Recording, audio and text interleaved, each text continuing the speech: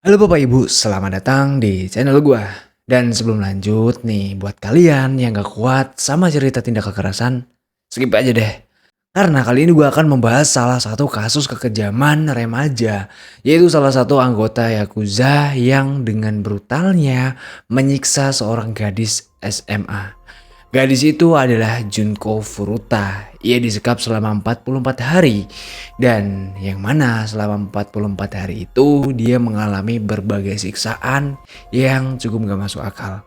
Dia diperkaos berulang kali, disiksa, dipaksa melakukan tindakan seksual yang mengerikan.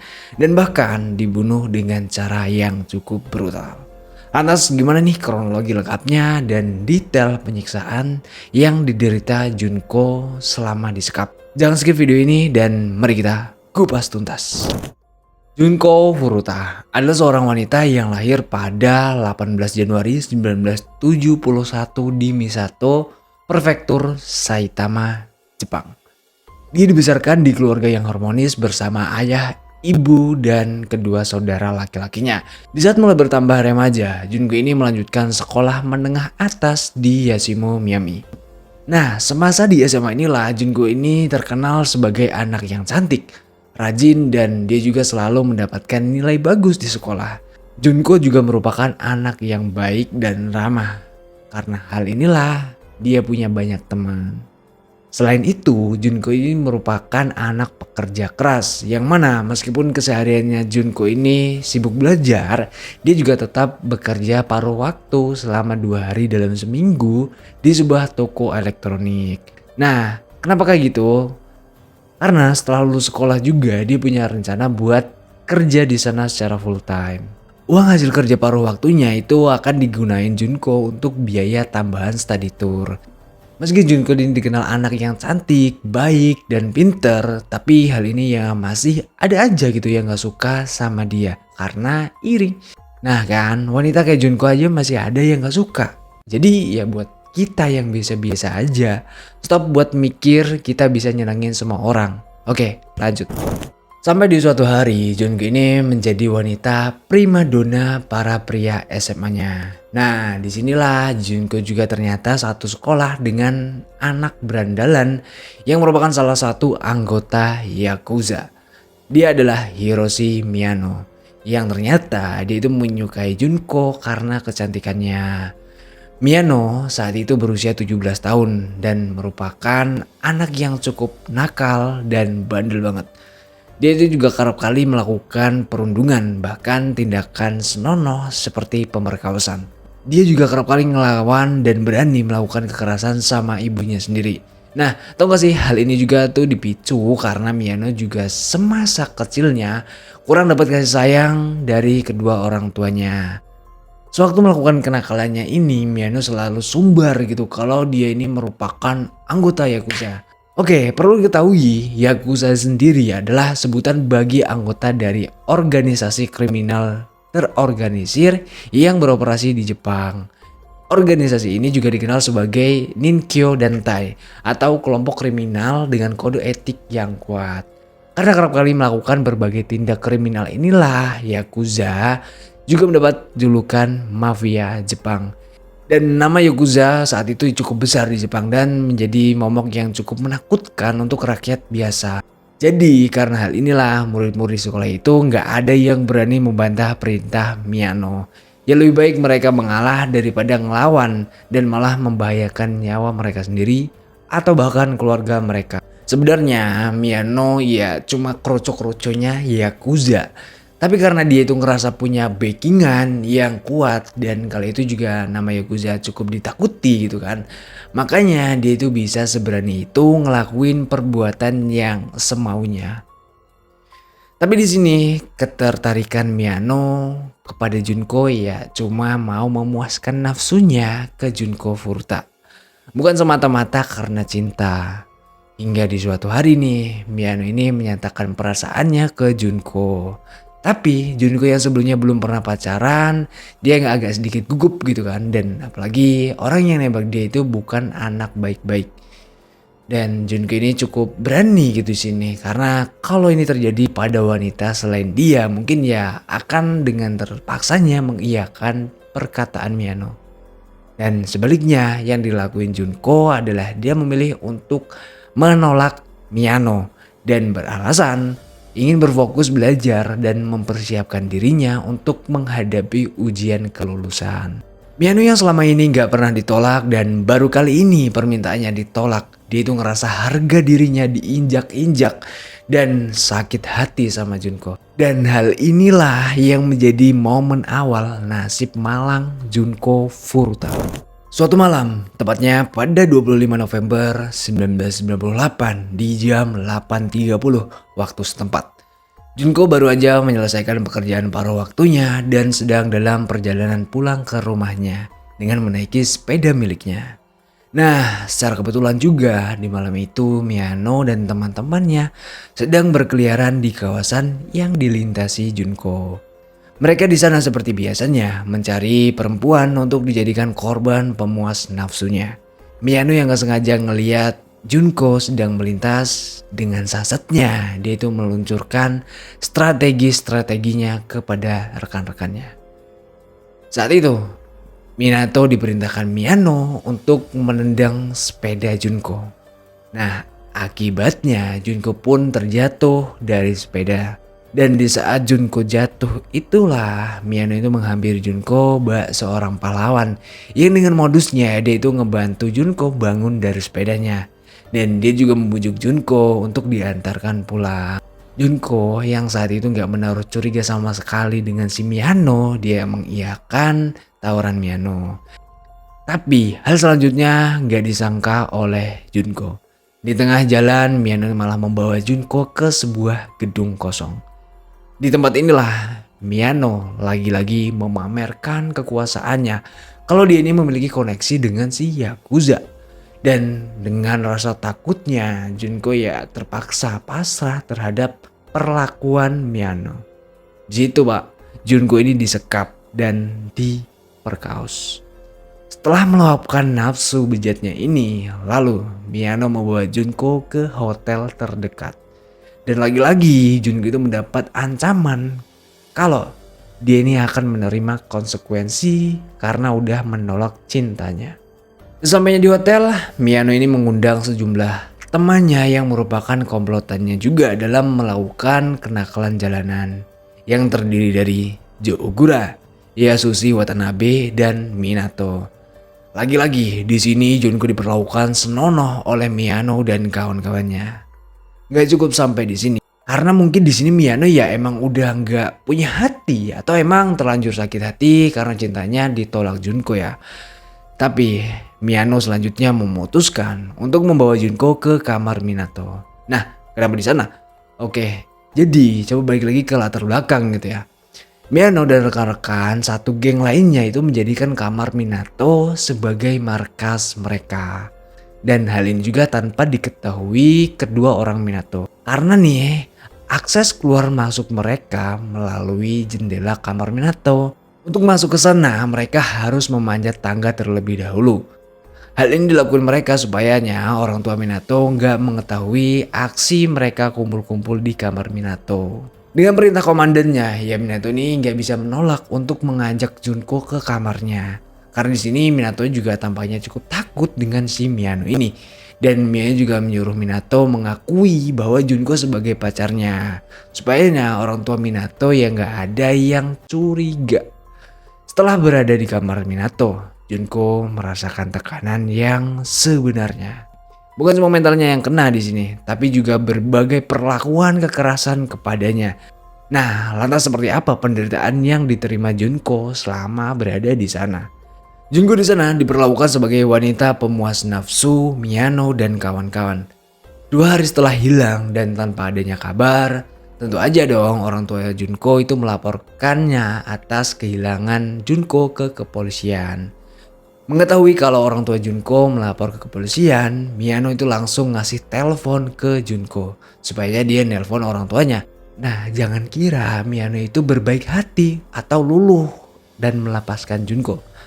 Tapi inilah awal dari penderitaan Junko. Karena di sini Junko dipaksa supaya ngasih tahu orang tuanya kalau dia itu sedang berada di rumah temannya untuk sementara waktu. Dan ya Junko ngelakuin apa yang diperintahkan Miyano. Jangan pikir juga kalau di sini Junko itu bodoh. Kenapa sih? Kok dia nggak bilang terus terang gitu sama orang tuanya? Kan di sini seharusnya kesempatan Junko untuk bebas, untuk keluar dari lingkungan itu. Tapi Junko ngelakuin ini juga karena terpaksa lantaran Miyano dan gengnya tahu alamat rumah Junko dari buku catatan yang ada di dalam tasnya. Karena inilah mereka tuh mengancam akan membunuh keluarganya kalau Junko mencoba melarikan diri. Gitu, Pak.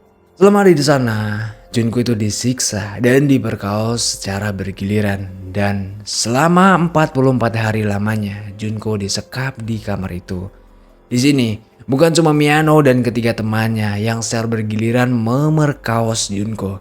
Tapi Miyano mengundang teman-teman anggota Yakuza lainnya. Dan kalian juga pasti kaget sih kalau denger ini. Di sini Junko diperkaos kurang lebih oleh 30 orang. Dan seenggaknya ada 100 orang yang diundang Miyano untuk datang ke sana. Hal itu dilakukan Miyano untuk memamerkan tawanannya itu. Kayak ya bro, ini nih gua ada tawanan cewek cantik, setelah kalian mau kalian apain deh gitu. Dan dari 100 orang itu 30 orang diantaranya melakukan tindak pemerkosaan kepada Junko.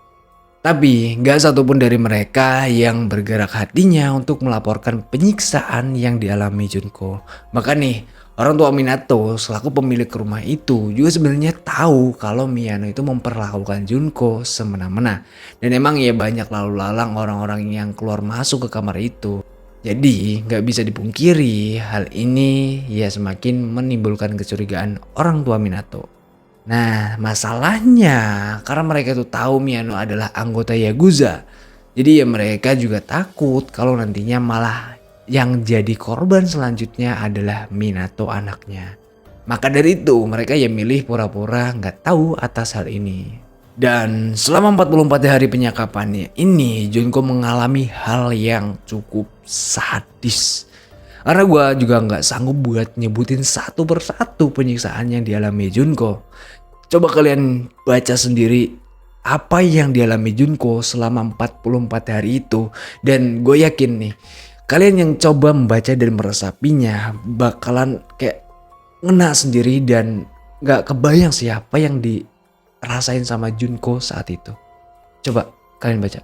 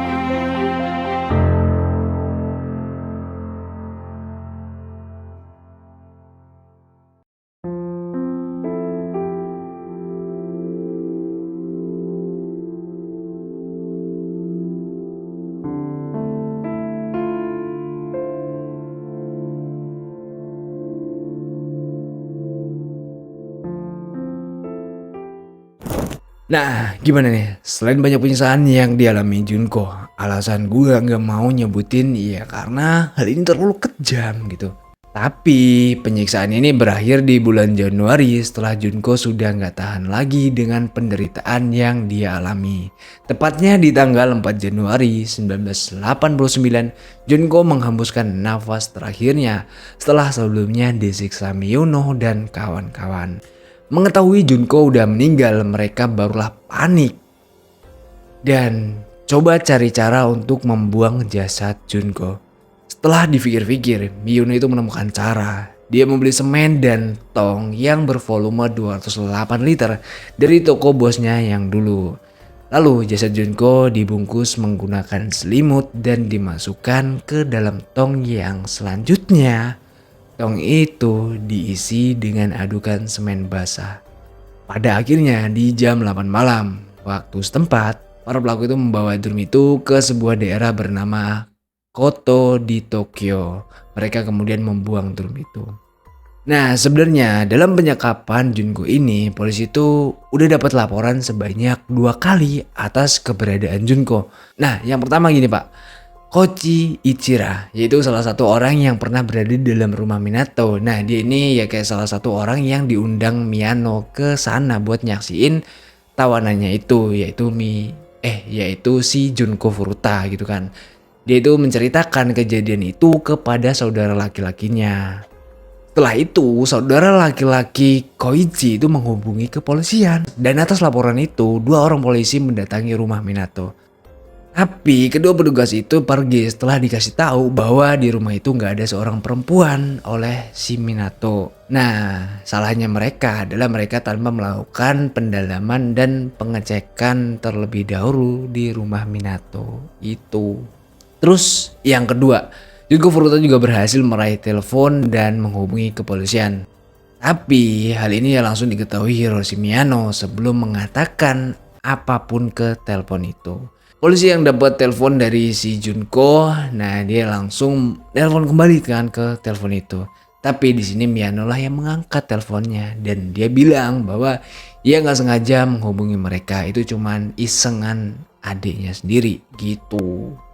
Nah, karena mungkin juga teknologi zaman dulu belum secanggih zaman sekarang, makanya polisi juga nggak menindaklanjuti laporan-laporan itu, Pak. 2 minggu setelah kematian Junko Furuta, Hiroshi Miyano dan Joe Ogura diinterogasi oleh polisi dalam tuduhan pemerkosaan yang mereka lakuin. Tapi ini beda kasus lagi, bukan sih kasusnya Junko Furuta ya. Kan udah gue bilang gitu kalau mereka ini ya salah satu anggota geng yang melakukan kejahatan seperti pemerkosaan pada gadis-gadis yang ada di sana. Saat menginterogasi Miyano, polisi itu membeberkan gitu suatu kasus pembunuhan yang Miyano salah pahami sebagai pembunuhan Junko Furuta. Saat menginterogasi Miyano, polisi itu membeberkan suatu kasus pembunuhan. Nah, saat itu juga Miyano salah paham. Yang dia kira kasus itu adalah sebagai kasus Junko Furuta. Terkecoh karena diyakinkan bahwa Joe Ogura sudah mengaku, Miyano mengatakan gitu kepada polisi bahwa mereka telah membuang jasad Furuta. Faktanya nih, kasus pembunuhan tersebut ya nggak ada hubungannya dengan Furuta dan kasus itu nggak pernah terpecahkan sampai saat ini. Gitu, Hiroshi Miyano tanpa disadari telah menyerahkan diri dan teman-temannya. Meski siksaan mereka terhadap Junko Furuta nggak terbayangkan, ya nggak satupun dari mereka yang menyesal akan perbuatannya itu. Bahkan nih mereka mendapat hukuman yang bisa dibilang cukup ringan atas apa yang telah mereka lakuin. Hiroshi Miyano, terduga pemimpin kejahatan tersebut dan juga merupakan laki-laki yang ditolak Junko Furuta, cuma dihukum selama 20 tahun penjara. Dia berusia 18 tahun kala kejahatannya itu dilakukan. Dan dia dibebaskan di tahun 2009. Nobuharu Minato yang rumahnya dijadikan lokasi di mana Junko Furuta disiksa dan dibunuh dihukum 5-9 tahun penjara. Karena pada saat itu juga dia masih berusia 15 tahun. Yasushi Watanabe dihukum 5-7 tahun penjara. Dia berusia 17 tahun saat itu. Joe Ogura dihukum 8 tahun di lapas remaja sebelum dibebaskan di tahun 1999. Dia berusia 17 tahun saat itu. Keempat pelaku ini masing-masing dilindungi oleh hukum perlakuan khusus bagi pelaku kejahatan di bawah umur. Hakim pengadilan itu mengaku gitu bahwa mereka kesulitan untuk menjatuhkan hukuman berat pada para pelaku ini karena ya mereka ini masih di bawah umur. Selama proses pengadilan, beberapa orang itu pingsan saat mendengar detail pemerkosaan brutal dan penyiksaannya yang mereka lakuin kepada Junko Furuta. Ada keyakinan bahwa koneksi keempat remaja tersebut dengan geng kriminal Yakuza lah yang berkontribusi terhadap ringannya dakwaan mereka. Jasad Furuta yang ditemukan akhirnya itu dimakamkan dengan layak pada 2 April 1989 yang dihadiri oleh keluarga dan teman-temannya. Nah, kisah tragis yang menimpa Junko Furuta ini menjadi abadi. Banyak yang menjadikan kasus ini sebagai referensi untuk membuat film, novel, sampai lagu. Junko Furuta sudah meninggal karena mengalami penyiksaan. Nah, gimana nih sama pelaku-pelaku yang sudah menjalani proses hukuman? Setelah pembebasannya di tahun 2009, Hiroshi Miyano itu lalu mengubah namanya menjadi Yokoyama. Setelah melakukan hal keji kepada Junko Furuta, Miyano yang baru bebas dari penjara, malah dia itu dengan bangga telah melakukan hal itu dan tanpa adanya penyesalan di wajahnya. Setelah bebas, Miyano itu dikenal dengan gaya hidupnya yang cukup mewah, membawa teman-temannya ke pesta barbeque dan klub-klub striptease. Melaju di jalan dengan mobil BMW, mengenakan pakaian mahal, dan menyombongkan koneksi dirinya dengan organisasi kriminal dan komplotan MLM. Setelah Nobuharu Minato dibebaskan, ia merubah namanya menjadi Shinji dan pindah bersama ibunya. Joe Ogura dibebaskan pada tahun 1999 di bulan Agustus. Lalu dia langsung mengubah namanya menjadi Joe Kamisaku dan menyombongkan perannya sebagai penculik, pemerkaos, dan penganiaya Junko Furuta.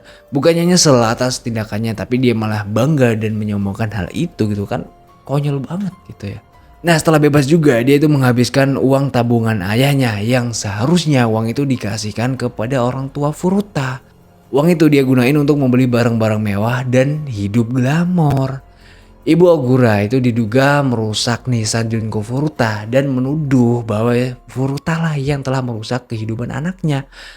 Kayak orang tuanya juga nggak habis pikir gitu ya. Di sini anaknya yang udah jelas-jelas salah, malah dia nggak suka sama si Junko Furuta. Seolah-olah Junko Furuta lah yang merusak masa depan anaknya. Kan gimana coba cara mikirnya?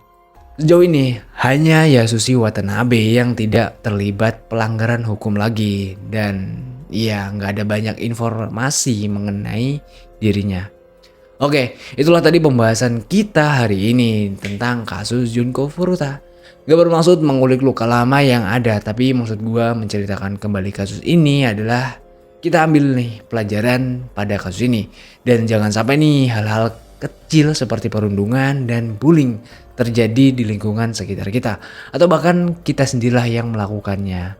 So, pendapat kalian gimana nih sama kasus ini? Silahkan ketik di kolom komentar. Dan maaf banget nih kalau ada fakta-fakta yang mungkin gak gua sampein. See you next video dan jangan lupa klik tombol subscribe itu gratis pak. Bye bye.